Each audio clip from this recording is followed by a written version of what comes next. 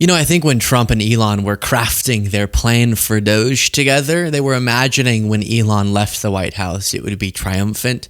And the story would be, how did he do it? How did he cut 2 trillion, 5 trillion, 10 trillion, 100 trillion from the budget?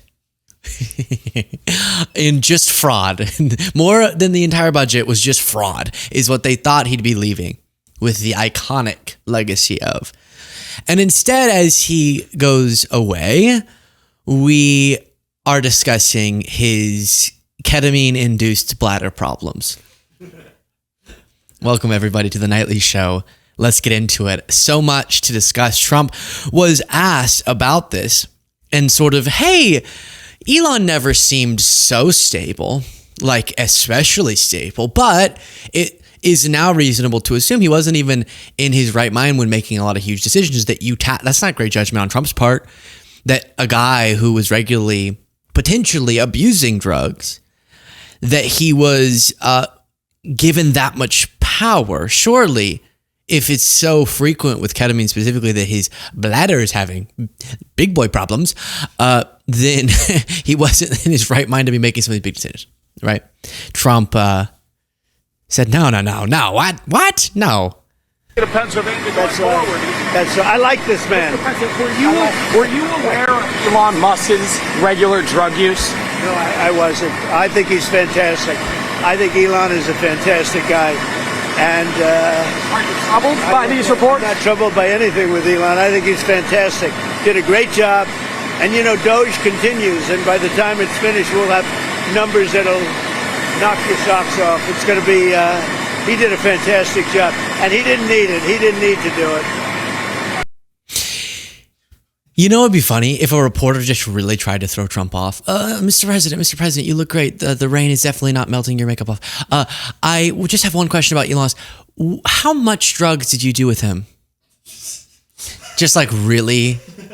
Surely your midnight rants are obviously they're not, but that's an even bigger problem. I think it would be less embarrassing if Trump had an excuse for his late night rants. Now we have some excuse for Elon's, which is maybe he was having the time of his life, like disassociating and stuff. But what's your excuse, sir? Mr. President, we're now finding out that Elon Musk may have been posting late night rage bender type things, but that might have been him during some form of intoxication. What's your excuse? I love Tesla. Okay. And Elon responded to someone saying, given Elon Musk's business track record, any drugs he's taking should be put in the public's drinking water. Sure. And Elon responded, also to be clear, I'm not taking drugs. Well, he first did the laughy face and the 100 thing. But then he said, also to be clear, I'm not taking drugs. The New York Times was lying their ass off. I tried prescription ketamine a few years ago and said so on X. So this is not even news. It helps for getting out of dark mental holes, but I haven't taken it since then. Right. So that would be something no one's judging or mocking. But the reporting is, can we just be honest? What's obviously true, allegedly, maybe, is that it became much more than that to an unhealthy degree. And commenters, they started posting videos of him in response to him making this denial in the Oval Office recently. Just sort of for context, kind of just letting people see what it was all about. The last time he was with Trump, he was intrigued with the ceiling in his head and all sorts of fun different things. Just things were happening and fun things were going on. Now, a good point was made. We're starting with something more lighthearted. Trust me, this is transitioning into something very important. This is important too, but it's also kind of fun. But Jessica Tarlov says, can we just be honest, Fox News, this would be all you were talking about if it were a Democrat. We heard so much about Hunter Biden's drug use and just Hunter Biden's genitals from right-wingers constantly, sometimes for reasons I didn't quite understand. Like, okay, yeah, business complications, if you could establish a link to Joe Biden, that would be a story. The fact that Hunter Biden was off the rails in his personal lifestyle, I don't exactly get how that's relevant. Marjorie, with your nude photos of him.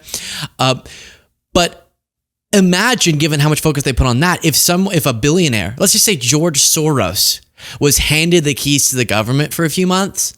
And then it came out that George Soros was maybe not in his best mental state for such decisions. That's all they would be talking about. And it would be degeneracy and blah, blah, blah.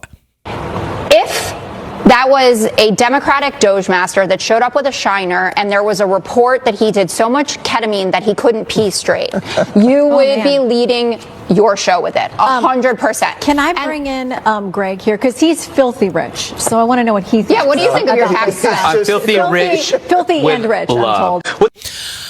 I do love that Jessica worded it the way that she did, because I have seen literally nowhere the phrasing of he...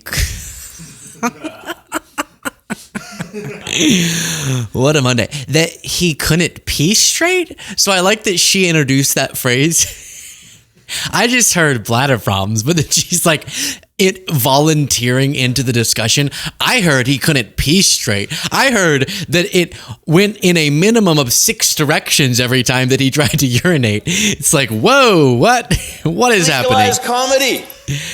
Now, in Elon's exit interview, you could describe it as, this was with CBS, he had a couple bizarre moments. One of them was him not really wanting to answer questions about the Trump administration.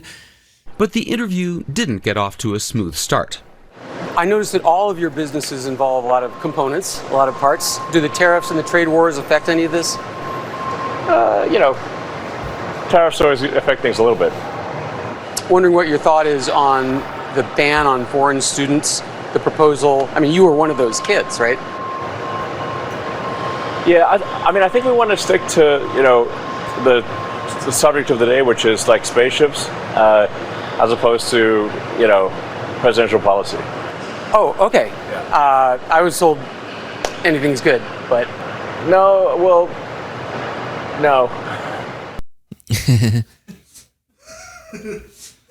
At a different... What a joke.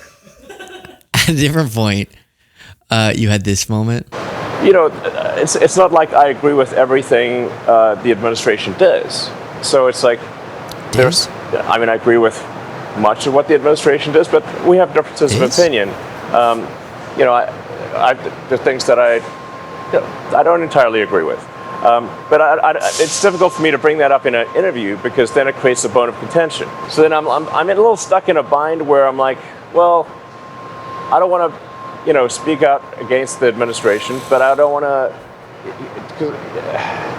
I also don't want to take responsibility for everything the administration is doing. Yeah. Okay.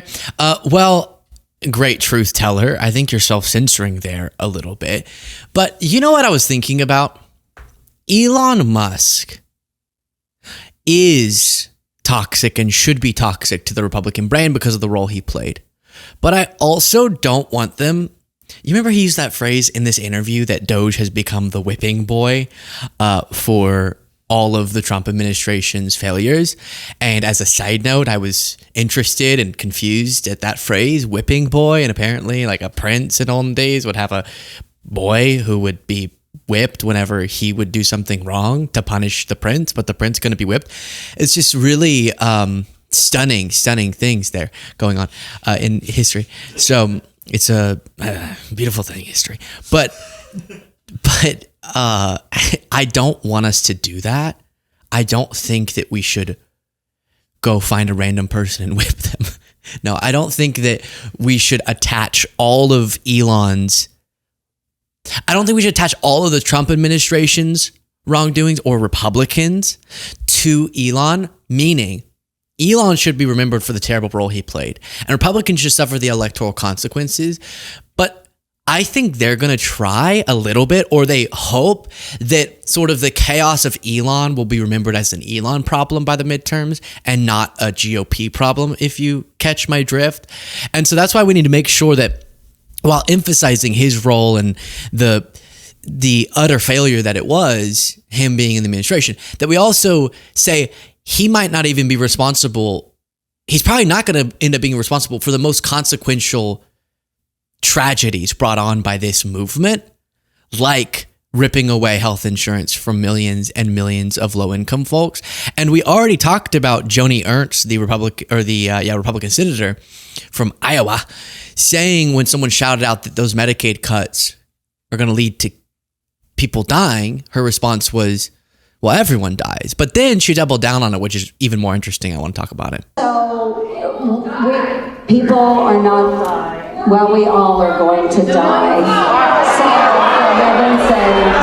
Now, in my head, I was thinking, so true, you know, like, what's the point of ever trying to make anyone's lives better?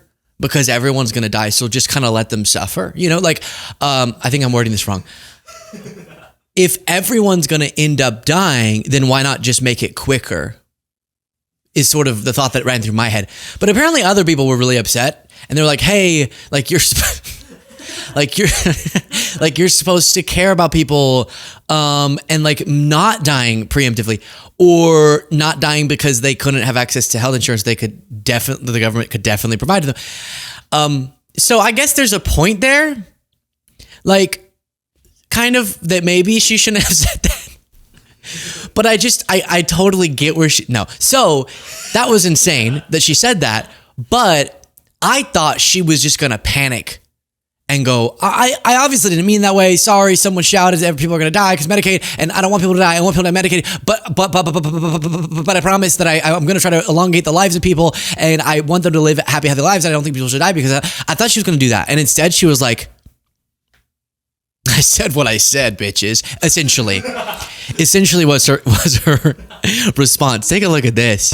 Hello, everyone. I would like to take this opportunity to sincerely apologize for a statement that I made yesterday at my town hall. I was in the process of answering a question that had been asked by an audience member when a woman who was extremely distraught screamed out from the back corner of the auditorium, "People are going to die."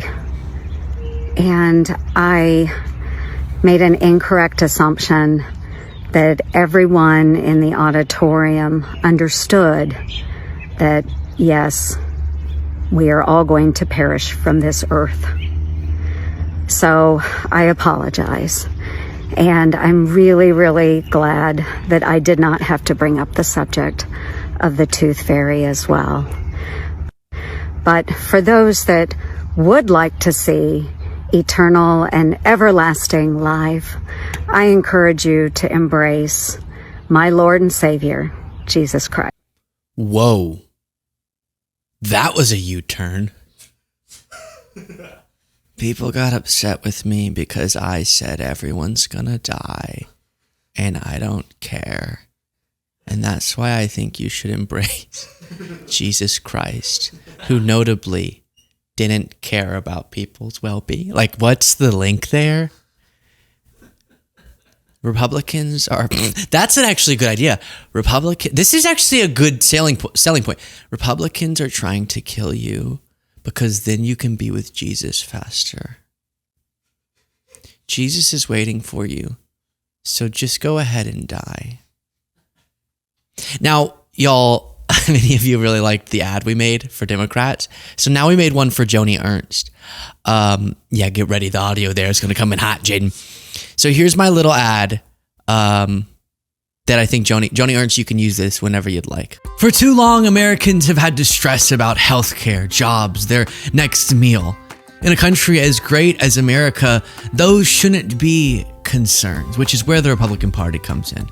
Hi, I'm Joni Ernst, and it's time we grow up and get honest about these issues. You're worried about losing health insurance due to cuts we're doing to Medicaid, which could be life-threatening? Don't. Because you were going to die one day anyways. You're worried you won't be able to afford food because of cuts to food stamps? Don't. You were going to die one day anyways, probably a sad, meaningless, and lonely death, wondering what it was all for. You suck. You're worried you might lose your job because of Trump's needless trade war that I support and won't be able to afford bare necessities? Do not worry about it, because at the end of the day, you're just a mammal, and like every other mammal that ever lived, you'll eventually be rotting away with worms eating the last scraps of you for a midday snack. Dead is the point. You'll die one day. Who cares? And by the way, I hate you. Too. Also, in addition. I'm Joni Ernst, and I approve this message. There we go. Clean, beautiful Cole. Clean, beautiful Cole. Wonderful as ever. So use it anytime, Joni. And when politicians, I'm trying to be like, I'm going to have a more interesting take than just, what is wrong with her? But what is wrong with her? Can you imagine? Like, that's the one thing you don't say as a politician. There's probably one, and it's that and the N-word. That and the N-word. Those are the two things as a politician you just don't say, okay? And she said it, which is, you're going to die. So, but like, that's the whole thing, though, that you're elected for, is to make sure that before we die, things are good. Like, that's what you're supposed to do for us. It's such a weird, you could use that about every politics thing ever. Oh, this is going to happen? You're going to die anyways. This is going to die anyways. And so as politicians are, number one, Republicans are trying to cut Medicaid and SNAP and doing terrible things with this legislation and admitting they don't really care, at least she, and then tries to troll. Because I guess Trump taught them never apologize, just troll until the end, but it doesn't really work with some people. And I thought this was notable. I've given a lot of, honestly, defense of the stance that we should examine what went so wrong at the end of the Biden administration, how the woes there and the decline contributed to a weaker Democratic Party that lost against Trump. And I do think we should examine that, and I keep saying it in case new people come across and don't know my stance on it. It's important. But we also can't ignore how that's being used as a distraction effort. So there's two, right? Adults can have honest conversations about Biden and his legacy and whatever, and balance the achievements with the fact that his one major job, which was please don't let Trump get in again, he failed at. But we can't then act like it's possible to have honest, nuanced discussions about that topic or others with people who are only interested in the partisan gain, which is Fox News. For example, Aaron Rupar posted mentions on this morning's Fox and Friends. 1 mention of Medicaid, 39 mentions of Biden. Is it more relevant to you now that Medicaid could be gutted so badly that up to 13 million people could lose their health insurance, people who can't afford to lose their health insurance, or that Biden declined, was old, and didn't want people to think much about that? That is still important. I just said that, okay? But 39 mentions to 1, a little bit crazy. I think we can all acknowledge, a little bit crazy. And this is what's so disheartening. It's working for a lot of people, and this then makes me really upset at the Democratic Party because they're not actually boosting their approval rating. It seems to be getting worse.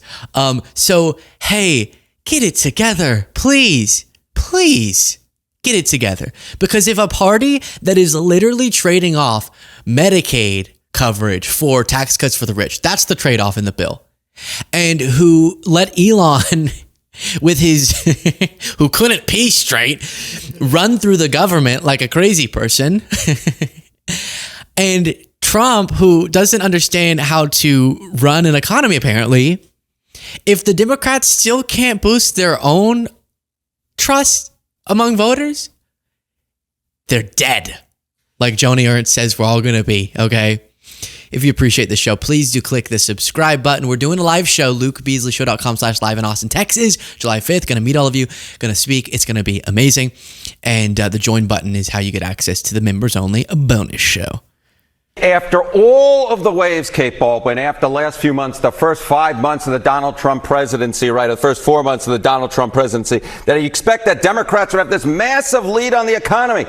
It ain't so. It ain't so. The party that is closest to your economic views, in November of 2023, it was the Republicans by 11 points. Now it's still within that range, still within that margin of error, plus 8-point advantage for the Republican Party. How is that possible, Democrats? How is that possible after all the recession fears, after the stock market's been doing all of this, after all the tariffs that Americans are against, and Republicans still hold an 8-point lead on the economy?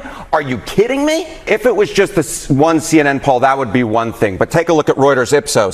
What do we see? Yeah, so that is very present and a huge problem. Let's see if he gets into this question's interesting too. Of the day, which is the party of the middle class, has been a huge advantage for Democrats. I have polling from NBC going all the way back since 1989 when Democrats had a 23-point advantage. 2016, a 17-point advantage. But by this decade, we already started seeing declines back in 2022, where you saw that Democrats led, but only by 4 points, well within the margin of error. And now in our latest CNN poll among registered voters, which is the party of the middle class, it is tied. This, I think, speaks to Democratic ills more than anything else. They have traditionally been the party of the middle class. No more. Donald Trump and the Republican Party have taken that mantle.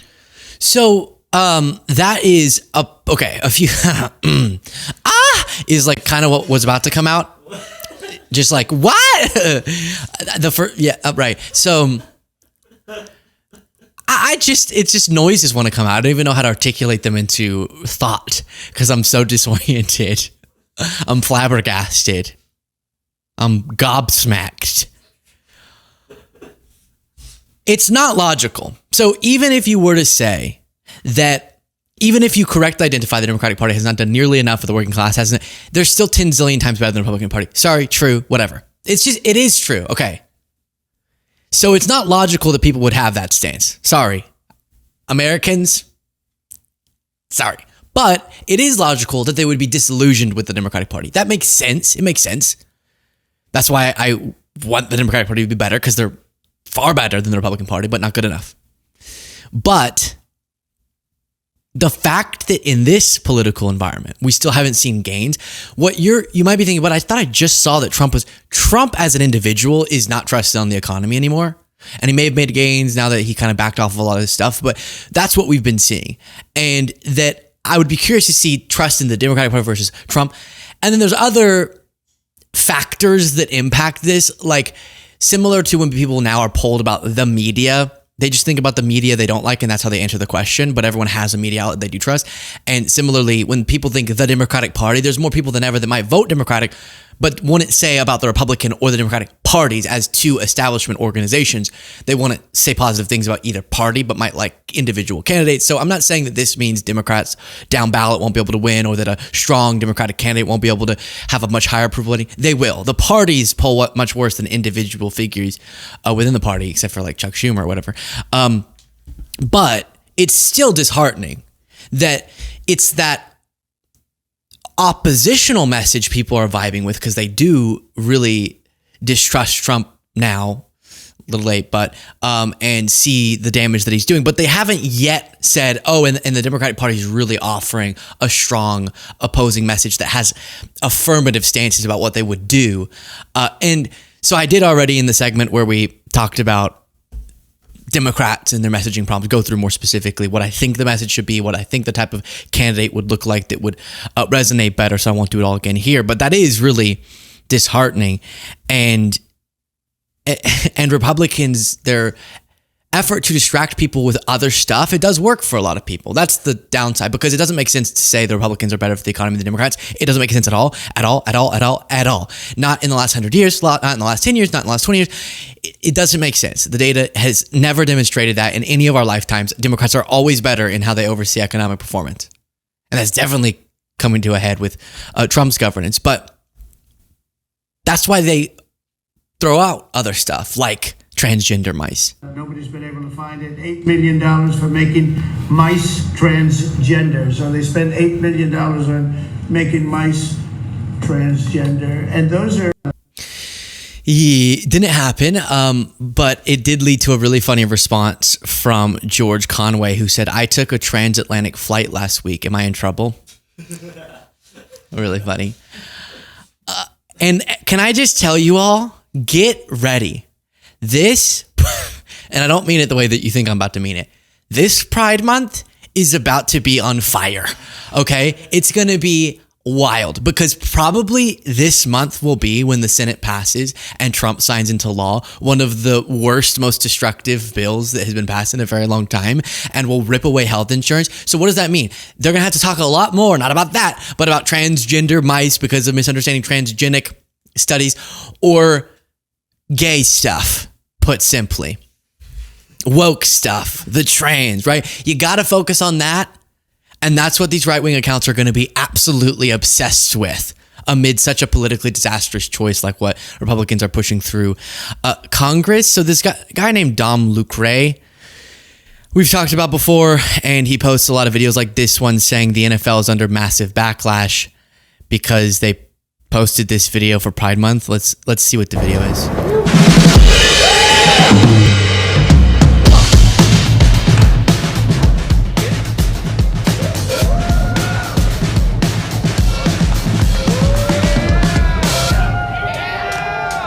All right, so I will read to our podcast listeners what it is that supposedly people are taking issue with. It says, it's just a black screen with text. Football is gay. Football is lesbian. Football is beautiful. Football is queer. Football is life. Football is exciting. Football is culture. Football is transgender. Football is heart, power, tough, bisexual.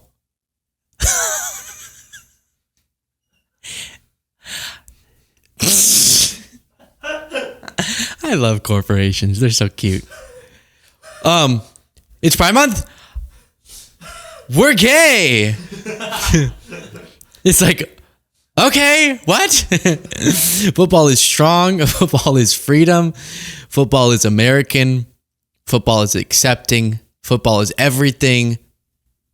Football is for everyone. Aww. That embodies, by the way, like rich executives trying. They're like, all right, so Pride Month, that's a big thing, right? What do we do? What if we said football is gay? Football is transgender. Football is bisexual. Football is queer. Football. All right. And people get so upset with that. It's like, you do realize I also find things like this really cringy. Like, I appreciate the effort. Yay, like, let's be accepting and stuff. But obviously, it's just pandering. That's all it is. And that's a particularly blatant example of football is gay. Listen, there's one thing football is not. And it's bisexual. I know that for sure. All right. Pick a lane. Football. Oh, it's too good. And then DC Drano said, I will no longer be referring to June as Pride Month. As if you did before, huh? If our veterans don't have an entire month to honor their service and sacrifices, then nobody should get one. It's just June. Make June June again, he says. To which Brian Tyler Cohen responded, May is National Military Appreciation Month. And the fact that MAGA doesn't know that shows how little of a shit they actually give about veterans. This always cracks me up. Every year they go, why is it that we're supposed to celebrate gay people, sodomy, whenever we don't even have a month to honor the troops? We do. You're the one who doesn't know that. Maybe he's just saying we need better parades for that. But no one does parades like the gays. So, but we could maybe merge it like May and June. You know, those are close together. They're next to each other.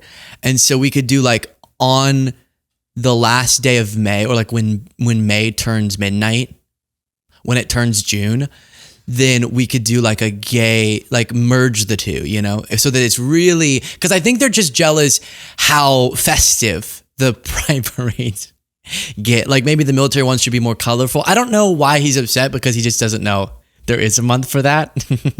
This is so dumb. This is what they're going to focus on, I'm telling you. Dom again said, Sesame Street is being accused of grooming children for this post. On our street, everyone's welcome. Together, let's build a world where every person and family feels loved and respected for who they are. Happy Pride Month. That's grooming? And then it's different colors of arms shaking. Y'all are gonna make the word, you already have, you're making the word groomer mean nothing. Like, literally, there's not a reference to, you would imagine it would be like, go have sex or something. I don't know, have gay sex. But instead it's, everyone's welcome and we love people. No reference to gay, no reference to trans, just, we love people. Perverts.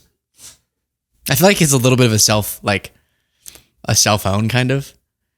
You just hear someone say, love everyone. And you're like, you disgusting pervert. You must be a groomer. You just think we should all love? Freak. Oklahoma is for everyone. The Oklahoma Democratic Party said, Happy Pride. And it says, y'all means all. Aw. Yeah, so, I mean, this is just people doing social media things. But it's the rage that comes of it is a debacle. So that will be the focus. Just get ready, I promise. Those things, that will be the focus in the next month as they're taking away Medicaid. That will be the focus. Is Sesame Street gay now? Are they grooming your child by saying on this street, everyone's welcome? Or football is gay. That's going to be football is bisexual is going to be the next story, as opposed to actually covering something that impacts millions of people's lives in a detrimental way. Telling people, hey, love ya, is going to be the problem. Oh no. Share your thoughts in the comments.